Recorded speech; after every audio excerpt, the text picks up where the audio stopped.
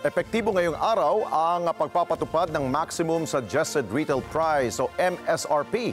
Sa mga imported na bigas po yan sa mga palengke at iba pang pamilihan dito po sa Calacang, Maynila. At para makatiyak na sinusunod po ito ng ilan po natin mga kababayan, nagkasaho ang dalawang kagawaran ng kanilang surprise visit. Alamin natin sa live report ni Erlo Bringas. Erlo, doon ba sa pag-iikot nila may nahuli ba?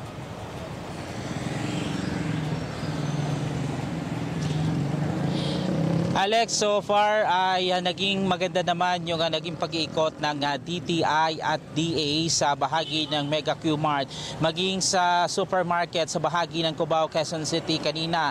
At ayon sa Department of Agriculture, asahan na raw ng ating mga kababayan na baka sa mga susunod na 3 buwan ay mas bumaba pa yung presyo ng bigas na ngayon ay nasa 45 pesos kada kilo pa at posibleng bumaba pa raw sa 45 pesos kada kilo.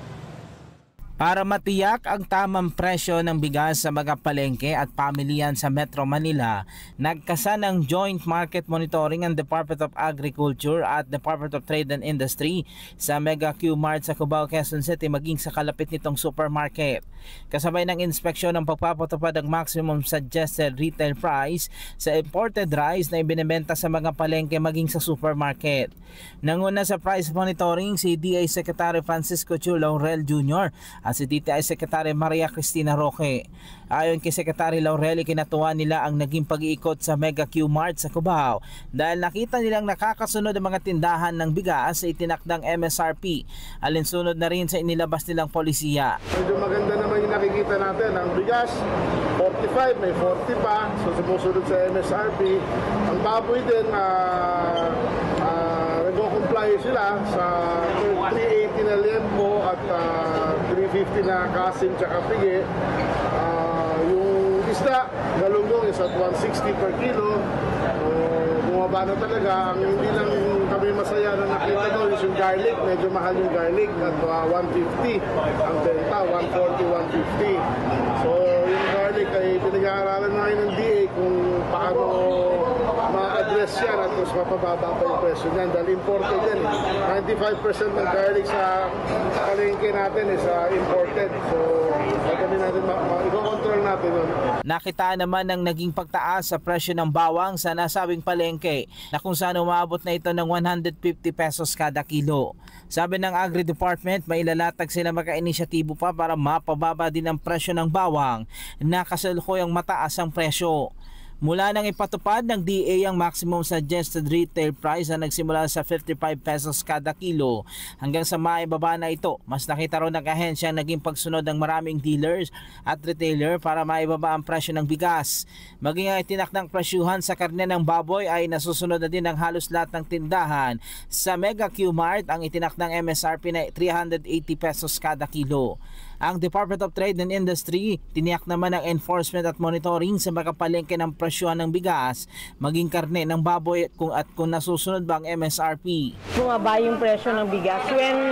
Nung pag-ikot namin dati, ang tataas ng mga presyo ng bigas, dating 58, wala na pong 58. So talagang ang laki ng binaba ng presyo ng bigas. So the DA at saka the DTI, we continue to enforce at saka monitor yung mga presyo ng bigas sa all over the country. DTI really strictly monitors and enforces. So it's really part of the mandate of the DTI to enforce and to monitor. So we just do it as always. So and then pag merong hindi nag-comply, of course sinasabihan namin sila. Then pag hindi nag-comply, then of course we act on it. But yung sa DA, we also report to them lahat ng mga nag-comply and yung mga hindi nag-comply. In fact, we send them pictures of mga kuha sa regions pag umiikot. Let's say hindi nag-comply, pinapadala rin namin sa kanila.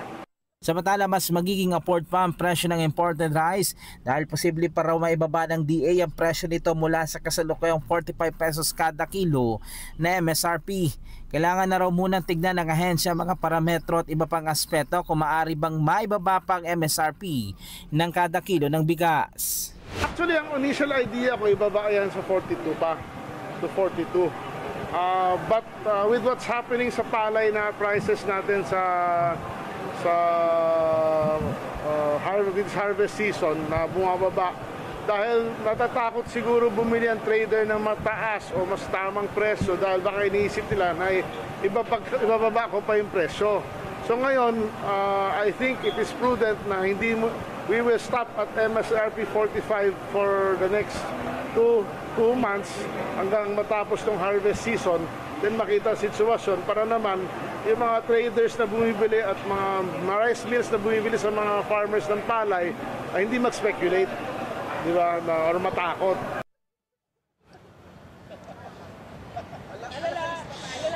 Samantala, Alex, sabi ng DA at DTI, may mga gagawin pa silang surprise inspection sa iba pang mga palengke dito sa Metro Manila kung nasusunod na ba yung MSRP doon sa bigas maging doon sa presyuhan ng karne ng baboy. At mamadali na rin daw ng DA yung pagtatayo at pagtatalaga ng mga cold storage facility para sa mga vegetable at high value crops para maiwasan na rin daw yung oversupply kagaya nung napaulat nitong kamakailan na may mga kamatis na nasasayang sa bahagi ng Nueva Ecija na kung saan halos tinatapon na lamang sa tabi ng kalsada, Alex. At Erlo, kung surprise visit, huwag sila magsuot ng tsaleko, ha? Madaling makita na sila pala yung na naglilibot dyan para surprise talaga. By the way, bukod sa surprise visit ng DA at ng DTI, meron ba silang paraan na paano makapagreklamo ang ating mga mamimili? Meron ba silang mga hotline na pwedeng tawagan na, oy, overpriced tong nagbebenta dito, parang ganoon?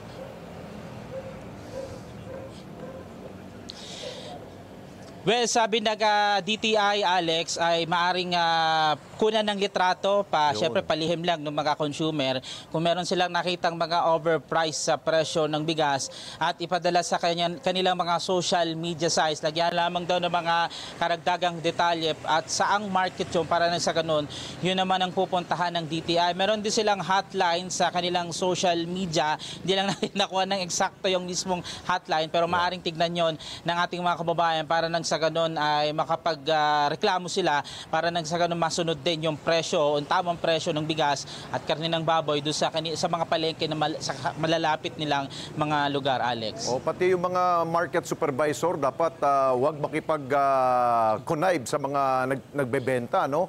Dahil nga sila dapat ang magpupulis sa kanilang mga tao doon na sinisiguro na ipinapatupad ng tama itong MSRP ng ating dalawang kagawaran. 'Di ba, Erlo? Yes, Alex, kaya may babalang kasi silang mga polisiya para nagsaganon yung mga nananamantala ay agad na mapapatigil ng DA. Kabilang na nga dyan yung mga